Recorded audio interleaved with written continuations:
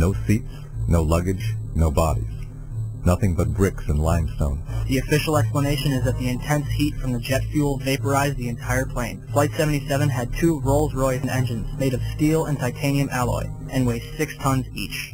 It is scientifically impossible that 12 tons of steel and titanium was vaporized by jet fuel. We're also told that the bodies were able to be identified either by their fingerprints or by the DNA. So what kind of fire can vaporize aluminum and tempered steel and yet leave human bodies intact?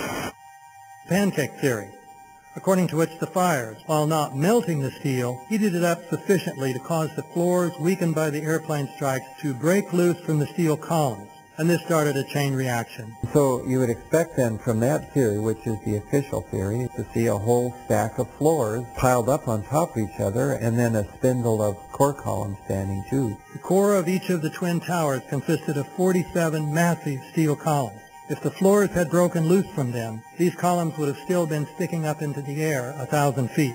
The plane did not cut all those core columns.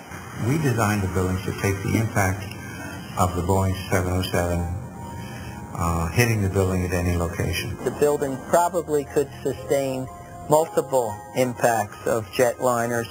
The plane flew straight into the building. So you're saying that the building was actually designed to cope with a hole like that and still survive? Yeah, it was. If you had dropped, say, a billiard ball from the top of the World Trade Center, 110 floors up there, it would have taken 8 to 10 seconds to hit the ground, encountering no resistance whatsoever. The Twin Towers came down in nearly free fall speed.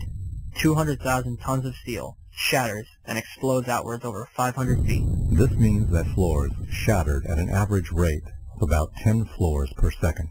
There is no scenario for a pancake effect of buildings falling that allows them to fall at the rate of free fall. Now what can do that? What can move mass out of the way?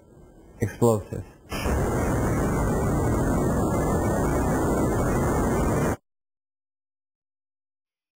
"47 huge steel columns going up the core. They're interconnected.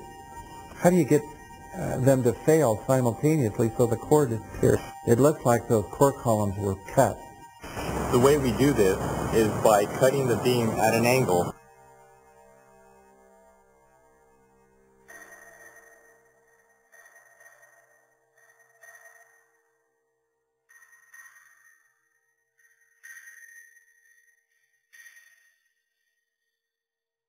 Evidence was also apparently planted. The passport of one of the hijackers on Flight 11 was allegedly found in the rubble. Goes through the fireball, through the side of the plane, and comes down to the ground unscathed. But something happened. For 6 months they reported they had this passport. Boy, we've got it, we've got the proof. And then the guy stood up and was alive.